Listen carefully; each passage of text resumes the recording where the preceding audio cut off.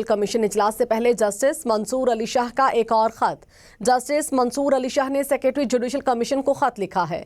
खत में कहा गया, रूल्स में आईनी बेंच के लिए जजेस की तैनाती का तरीकाकार होना चाहिए। आईनी बेंच में कितने जजेस हों इसका तरीकाकार भी जरूरी है। आईनी बेंच में जजेस की शमूलियत का पैमाना तय होना चाहिए। किस जज ने आईनी तशरीह से मुतालिक कितने फैसले लिखे इसका पैमाना हो सकता है।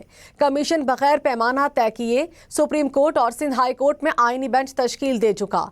जस्टिस मंसूर अली शाह ने खत में जजेस तैनाती से मुतालिक रूल्स पर मजमूई राय भी दे दी। खत में कहा, जजेस की तैनाती में खुफिया एजेंसी को किरदार दिया गया तो इसका गलत इस्तेमाल हो सकता है।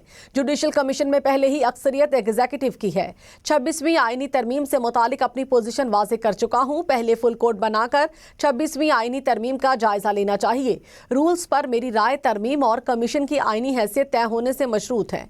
जज आइन की हिफाजत और इसका दिफा करने का हलफ लेता है। जजेस तैनाती के रूल्स भी इसी हलफ के आकाश होने चाहिए। जस्टिस मंसूर अली शाह ने एक और खत लिख दिया है और इस खत में कहा गया है कि रूल्स में आईनी बेंच के लिए जजेस की तैनाती का तरीकाकार होना चाहिए। आईनी बेंच में कितने जजेस हों इसका तरीकाकार भी जरूरी है। आईनी बेंच में जजेस की शमूलियत का पैमाना तय होना चाहिए।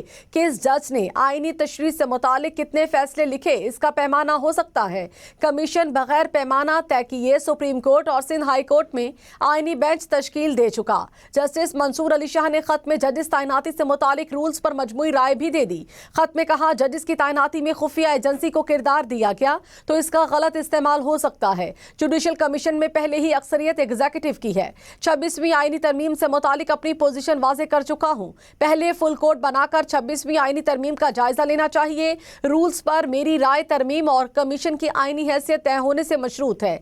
जज आइन की हिफाजत और इसका दिफा करने का हलफ लेता है। जजेस तैनाती के रूल्स भी इसी हलफ के आकाश होने चाहिए।